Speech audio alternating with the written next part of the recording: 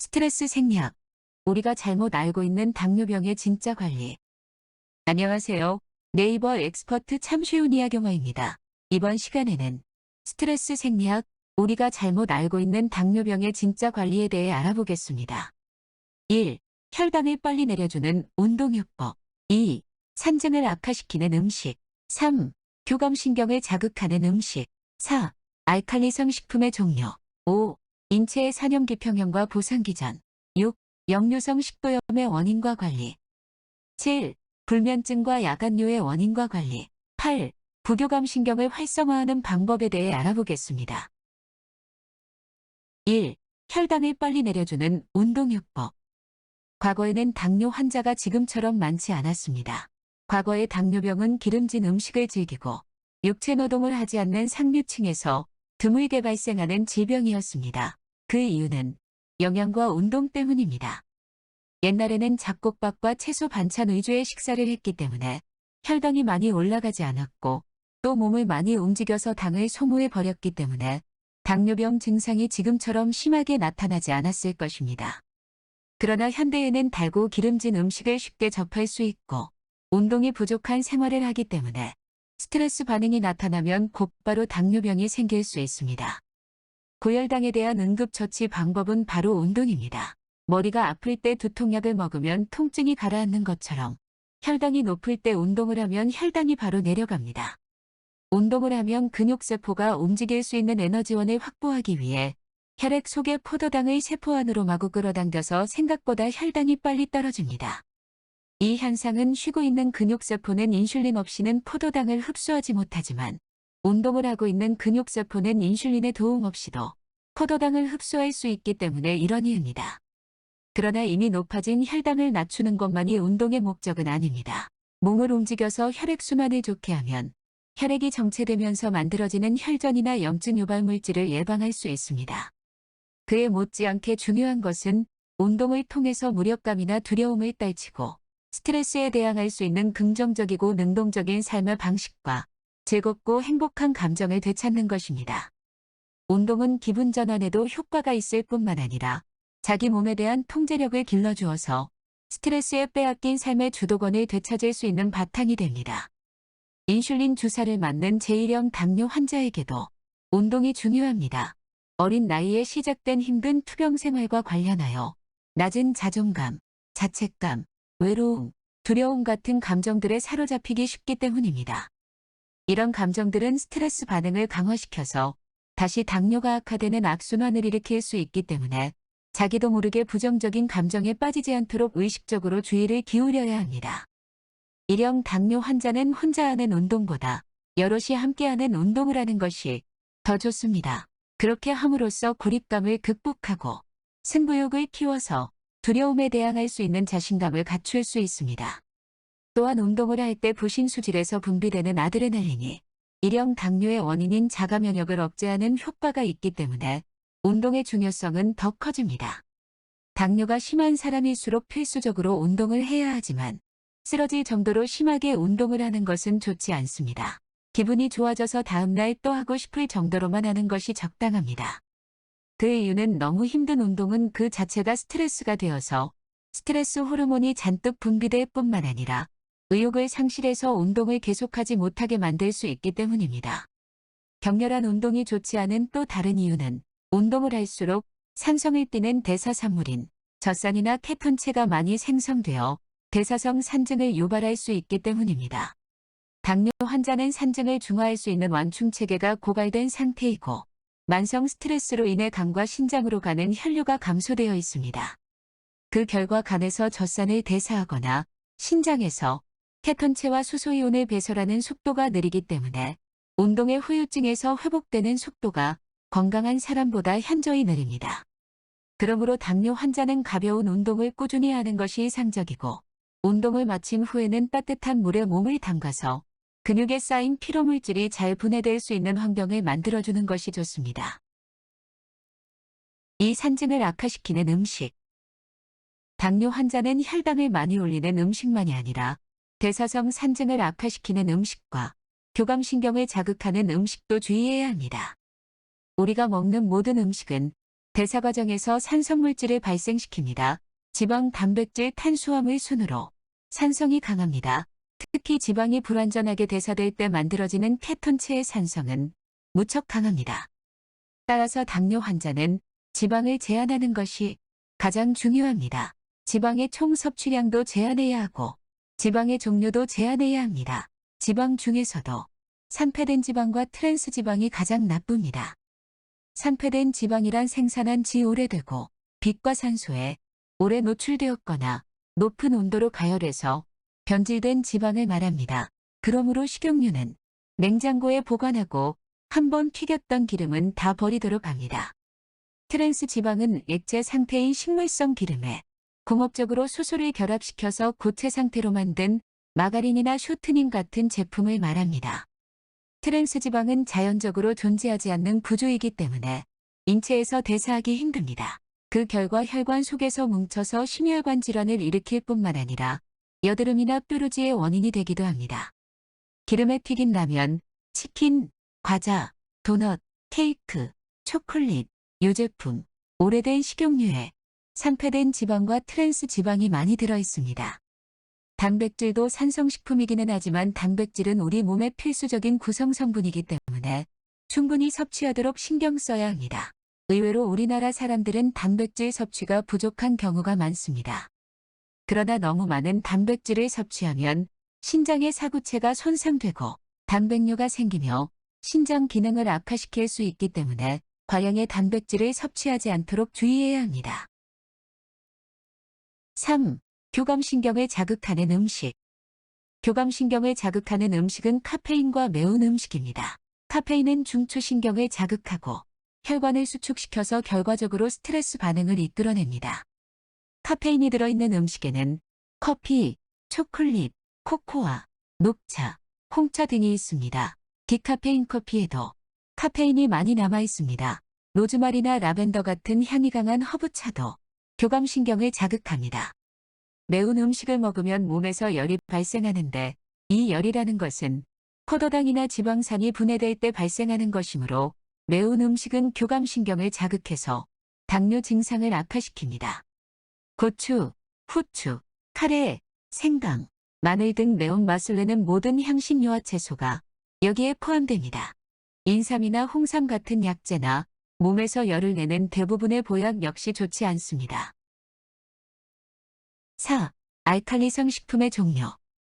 단백질을 권장량만큼 섭취하고 지방을 제한하면 자연히 탄수화물의 비중이 늘어납니다. 이때 탄수화물은 소화가 느리고 혈당을 천천히 올리는 복합 탄수화물 위주로 섭취해야 합니다.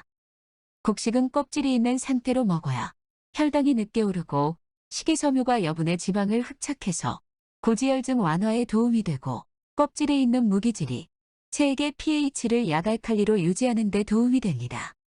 완전한 알칼리성 식품이라고 할 수 있는 음식은 많지 않습니다. 단맛이 적고 전분이 적게 포함된 채소나 과일 일부만 알칼리성 식품이라고 할 수 있을 것입니다. 그 중에서도 산증을 악화시키는 신맛과 교감신경을 자극하는 매운맛을 내는 종류를 빼면 채소 중에서는 상추, 청경채, 맵지 않은 당근과 배추, 아욱, 콩나물, 숙주나물, 오이, 호박, 콜라비, 마. 과일 중에서는 참외, 수박, 멜론, 감, 무화과, 대추, 시지 않은 배와 복숭아 정도가 남습니다. 당뇨 증상이 심할수록 이 음식들과 통곡물과 살코기 위주로 식단을 구성하는 것이 좋습니다. 5. 비타민과 무기질 보충제. 당뇨병은 소모성 질환입니다. 영양분을 분해하는 대사작용이 늘어나기 때문에 그 과정에서 비타민과 무기질이 건강할 때보다 많은 양이 필요합니다. 잡곡과 채소를 많이 섭취하면 대부분의 무기질 공급은 충분합니다. 그러나 아연과 마그네슘은 별도의 보충제를 복용하는 것이 필요합니다. 식단을 잘 짜더라도 비타민을 골고루 섭취하는 것은 쉽지 않습니다. 그러므로 비타민은 첨가물이 들어있지 않은 종합비타민제를 권장량보다 3배 정도 많이 복용하도록 합니다. 아연은 혈당 조절에 도움이 될 뿐만 아니라 세포재생에 필수적이고 항산화제로도 작용하기 때문에 첨가물이 들어있지 않은 별도의 아연 보충제가 꼭 필요합니다. 칼슘 보충제는 복용할 필요가 없습니다. 과다한 칼슘은 신경과 근육의 긴장도를 높여 고혈압을 일으킬 뿐만 아니라 혈관이나 힘줄에 침착되어 죽상경화증이나 오십견을 일으킬 수 있기 때문입니다. 골다공증은 칼슘 섭취가 부족해서 생기는 것이 아니라 운동이 부족해서 생깁니다. 체중이 실리는 운동을 할 때 몸무게를 지탱하기 위해서 뼈가 단단해지는 것이기 때문입니다. 또한 골다공증은 대사성 산증이 있을 때 뼈에 있는 칼슘과 마그네슘이 빠져나가서 생기는 것이므로 혈액을 약알칼리로 관리하고 운동을 해서 골밀도를 유지하는 것이 중요합니다. 교감신경과 부교감신경, 글루카곤과 인슐린처럼 칼슘과 마그네슘도 서로 기량작용을 합니다. 칼슘은 근육과 혈관을 수축시키고 마그네슘은 근육과 혈관을 이완시키고 진정시키는 작용을 합니다. 이 때문에 마그네슘은 고혈압과 고혈당을 낮추는 데 도움이 되지만 당뇨 환자는 대사성 산증으로 인해 마그네슘 결핍이 흔하게 발생하기 때문에 마그네슘 보충제를 섭취하는 것이 필요합니다. 6. 역류성 식도염의 원인과 관리. 당뇨 증상이 심할수록 의상과다, 위염, 역류성 식도염이 잘 생깁니다. 그 원인은 포도당 대신 지방을 에너지원으로 쓸 때 지방산이 불완전하게 대사되어 나오는 케톤체 때문에 생긴 대사성 산증입니다. 대사성 산증이 생길 때 혈액의 pH를 약알칼리로 되돌리기 위해 작동하는 인체의 보상기전의 일환으로 의산의 산도가 강해지고 의산 분비가 늘어납니다. 건강할 때는 의에서 음식물이 의산과 섞여서 만들어진 미즙이 조금씩 소장으로 내려가면 소장에서 알칼리성 소화액이 분비되어 의산을 중화시키면서 탄수화물과 지방을 소화시킵니다.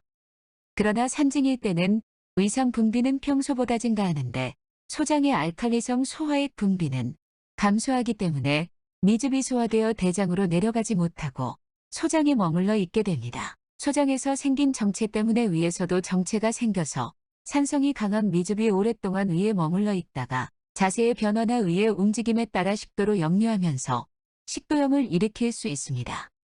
대사성 산증이 있으면 의상과다, 위염, 역류성 식도염이 잘 생깁니다. 따라서 소화가 안 되고 자주 체하거나 속이 쓰리고 신물이 넘어오는 증상이 있을 때는 산성식품을 철저하게 제한해야 합니다.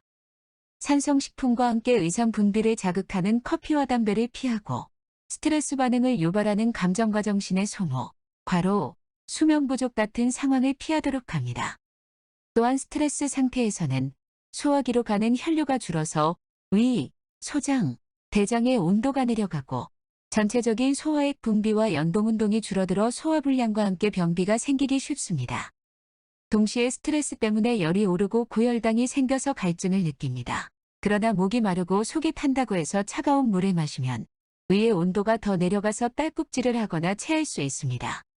이럴 때는 냉장고에서 바로 꺼낸 찬 음료나 찬 과일을 피하고 따뜻한 음식을 먹고 따뜻한 물을 자주 마시는 것이 좋습니다. 7.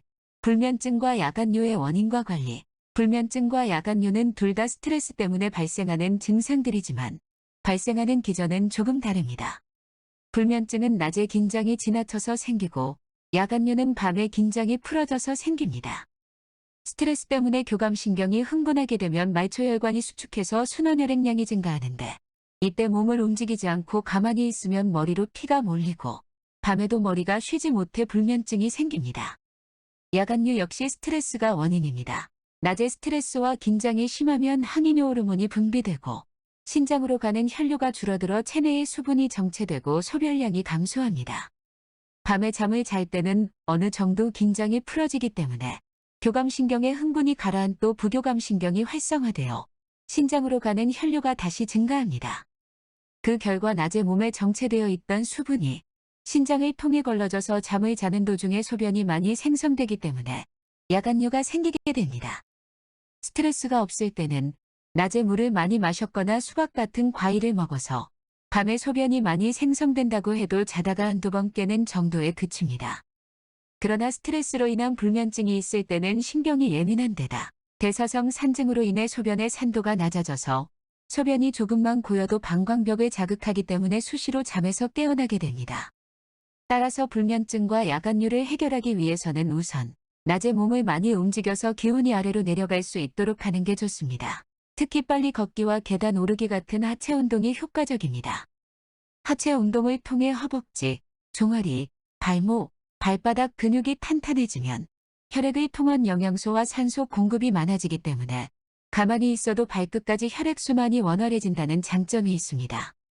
그와 함께 산성 소변이 생성되지 않도록 스트레스를 완화하고 산성식품을 줄이고 알칼리성 식품의 섭취를 늘려야 합니다.